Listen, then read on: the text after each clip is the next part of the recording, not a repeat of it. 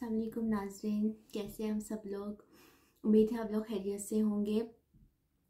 सबसे पहले तो मैं आपका शुक्रिया अदा करना चाहती हूँ कि आप लोगों ने जो है वो मेरी वीडियोस पे बहुत अच्छा रिस्पांस किया। जैसे कि भाई पिछले दिनों मैंने अपनी 2 वीडियोस अपलोड की थी, तो बहुत लोगों ने जो है उसको लाइक किया। लेकिन नाज़रीन, थोड़ा सा मुझे कहीं कहीं कुछ स्टिक्स भी फील हुए हैं और आई थिंक ये सोशल मीडिया का हिस्सा है और इससे हम लोग शायद नहीं बच सकते। खैर, इस पर तो मैं बाद में बात करूँगी किसी और वीडियो में। आज का जो मेरा टॉपिक है वो है वीनस और केतु के कंजंक्शन के बारे में। Venus Ketu conjunction.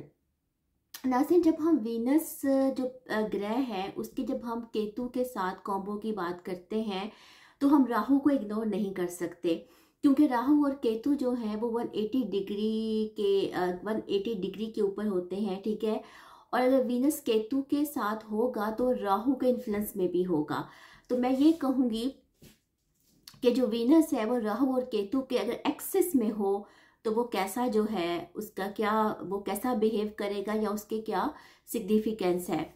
नाज़रीन, जो वीनस प्लैनेट है, शुक्र ग्रह है, उसके 200 से ज़्यादा जो हैं वो सिग्निफिकेटर्स हैं, ठीक है, एस्ट्रोलॉजी में। और इसी तरह जो केतु ग्रह है उसके भी जो है वो इतने ही ज़्यादा जो हैं वो कारक हैं, ठीक है। तो मैंने उसमें से कुछ कारकास को लेकर उस पर रिसर्च की थी और इस रिसर्च को मैंने जो है वो अपनी फेसबुक के ऊपर जो है वो अपलोड किया था, ठीक है। इसके ऊपर मैंने पोस्ट लिखी थी, उसी को मैं शेयर करने जा रही हूँ। नाज़रीन, वीनस जो प्लैनेट है वो ज्योतिष में जो रिप्रोडक्शन है, हमारी जो रिप्रोडक्शन और जेनिटल हेल्थ है उसके साथ जो है वो बहुत ज़्यादा कनेक्टेड है।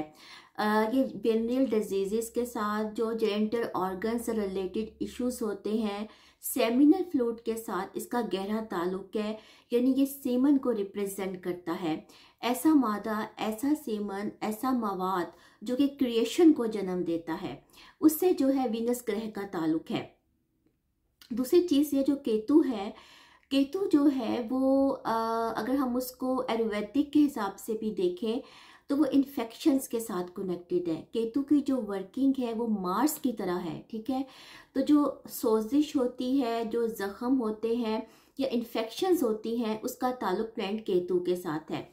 नाज़रीन, वीनस और केतु के कंजंक्शन में कुछ चीज़ें जो हैं वो जो है ज्योतिष के रूप से सामने आई हैं, ठीक है। अगर हम इनको हॉरोस्कोप्स के हवाले से देखें, एक तो ये है कि जब ऐसा जो कॉम्बो है वो किसी मेल हॉरोस्कोप के अंदर होता है, ठीक है, तो उस सूरत हाल में जो सेमन की पावर है, स्पर्म्स की पावर है, वो बहुत हद तक कम हो जाती है, ठीक है। और समटाइम्स जो है वो एसटी को भी ये शो करता है। यानी एसटी से मुराद ये है जो कि सेक्सुअल डिसऑर्डर होता है या कोई ऐसी इबनॉर्मेलिटी होती है। तो मेल हॉरोस्कोप्स में जो है वो इसको इस चीज़ के हवाले से भी देखा जा सकता है। इसके अलावा जो वीनस ग्रह है नाज़रीन, उसका ताल्लुक एसटीडी से, यानी कि ऐसी डिजीज़, ऐसी बीमारियां जो कि फ़िज़िकल कांटेक्ट के थ्रू मुंतकिल होती हैं, ठीक है। उसमें से 1, 2, 3 ऐसी बीमारियां हैं जिसमें से एक का नाम सिफिलिस के नाम से है, ठीक है। ये एक ऐसी बीमारी है नाज़रीन जो कि फ़िज़िकल कांटेक्ट के थ्रू जो है वो मुंतकिल होती है एक बॉडी से दूसरे बॉडी में।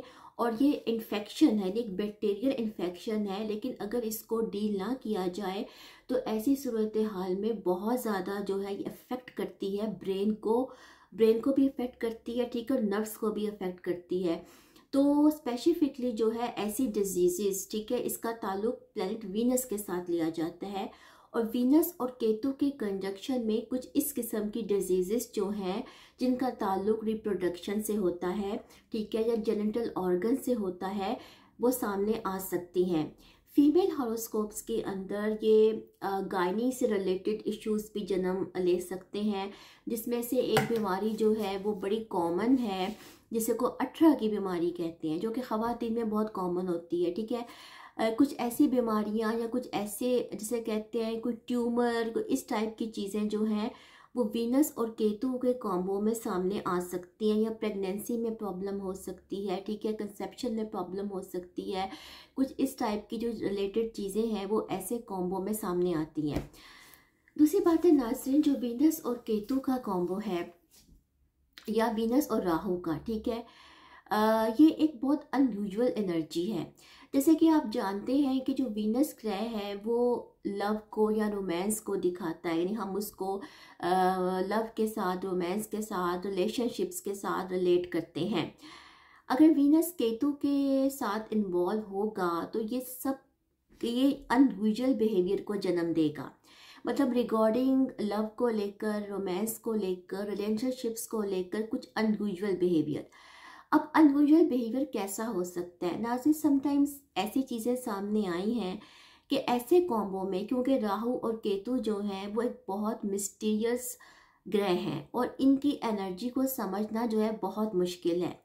जब वीनस इसके साथ इन्वॉल्व हो जाता है तो समटाइम्स ऐसा बिहेवियर सामने आता है जैसा कि मैरिज को रिजेक्ट करना, ठीक है, या मैरिज के इंस्टीट्यूट को तस्लीम ना करना। नाज़रीन, कुछ ऐसा बिहेवियर जो कि सोसाइटी के लिए, ठीक है, या माशरे के लिए काबिल कबूल ना हो, वो इस किस्म के कॉम्बोस में सामने आता है। ऑब्वियसली जब कोई इंसान जो है, कोई बंदा जिसके हॉरोस्कोप के अंदर कुछ ऐसी एनर्जी होगी और वो मैरिज के बारे में ये कहेगा कि वो उसको रिजेक्ट करता है, वो उसे बिलीव नहीं करता, जब वो किसी स्पिरिचुअल कनेक्शन पे बिलीव रखता है, ठीक है, जिसको हम लिविंग रिलेशनशिप्स के ज़मरे में भी ले सकते हैं, तो ऐसी बातों को सोसाइटी एक्सेप्ट नहीं करती, ठीक है, माशरा एक्सेप्ट नहीं करता। वीनस और केतु का जो कॉम्बो है वो प्लेटोनिक लव में भी देखा जाता है, यानी ऐसी मोहब्बत जिसकी कोई मंजिल नहीं होती। जैसे कि हमने जो है वो अपनी लोक दास्तानें पढ़ी हैं और आपने भी पढ़ी हैं, ठीक है, मैंने भी पढ़ी हैं, जिसमें कि सोनी महिवाल है, सस्सी पन्नू है, हीर रांझा है, मिर्ज़ा साहिबा है और इस किस्म की कई और दास्तानें हैं। तो ऐसी मोहब्बत जो है, जो कि ऑब्सेशनल लाइकिंग की तरफ चली जाती है। नाज़रीन, राहु और केतु ऑब्सेशन में चले जाते हैं, ठीक है, और जो इश्क है वो भी एक किस्म की ऑब्सेशनल लाइकिंग है, ठीक है। अब ऐसा इश्क जो है, जो कि दुनिया नहीं मानती, माशरा नहीं मानता, इवन के मज़हब भी नहीं मानता, ठीक है, लेकिन वीनस राहु और वीनस केतु के ज़मरे में ऐसा इश्क, ऐसा रोमांस, ऐसी मोहब्बत आती है, ठीक है। तो नाज़रीन, ये कुछ अनयूजुअल सा जो है वो बिहेवियर है और बहुत अनयूजुअल एनर्जीज देता है।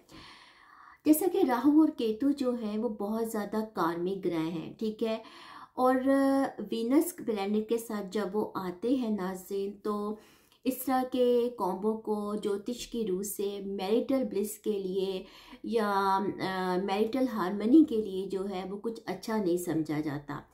There are many carcass of Venus and one of them is also the death of the husband and wife, ठीक है, यानी वो स्पाउस की डेथ के साथ भी कनेक्टेड है। ये एक कारका की मैं इसमें बात कर रही हूँ, लेकिन नाज़रीन मैं इसको बहुत एक्सट्रीम पे नहीं जाना चाहती, क्योंकि इसके लिए तो फिर आपको पूरा हॉरोस्कोप देखना पड़ेगा।